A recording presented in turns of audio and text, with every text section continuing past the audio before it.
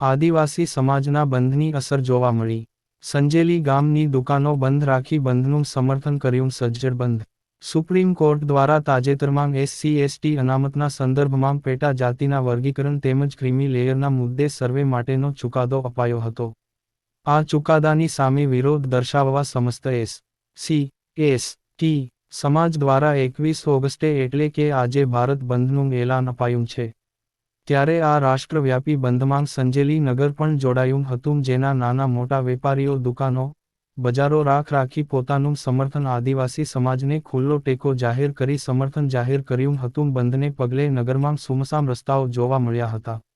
બંધના એક દિવસ પૂર્વ આદિવાસી સમાજ દ્વારા સંજેલી નગરમાં રેલી મારફતે સૌ વેપારીઓને પત્રિકાઓનું વિતરણ કરવામાં આવી હતું અને બંધમાં જોડાવવા સહકાર આપવા અપીલ કરી હતી, જેને લઈ આજરોજ સંજેલી નગરમાં સજ્જડ બંધ રાખી આદિવાસી, દલિત સમાજને ટેકો જાહેર કરી સમર્થન જાહેર કર્યું હતું, જેમાં સંજેલી સજ્જડ બંધની અસર જોવા મળી હતી.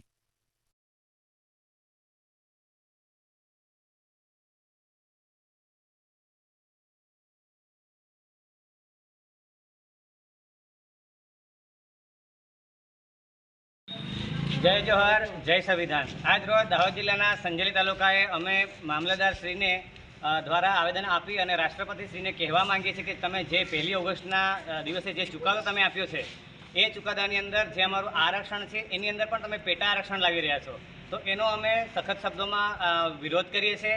કેમ કે જે આરક્ષણ છે એ આરક્ષણ હજી સુધી અમને પૂરતું મળ્યું નથી અને એમાંય પાછા તમે ફરીથી પેટા આરક્ષણ લઈ આવ્યા. એમાં અમારો આદિવાસી સમાજ અને દલિત સમાજ જે પીછડો સમાજ છે એની સાથે અન્યાય થઈ રહ્યો છે. સાથે સાથે જે અનુસૂચિત જાતિ છે, જનજાતિ છે, એ બંને જાતિઓ સામસામે આવી શકે છે અને વર્ગ વિગ્રહ થઈ શકે છે.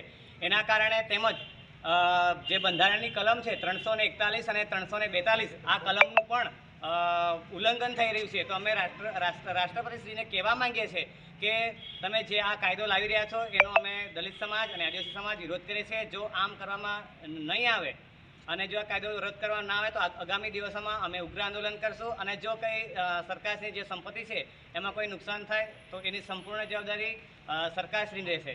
જય જોહાર, જય આદિવાસી. જોહાર.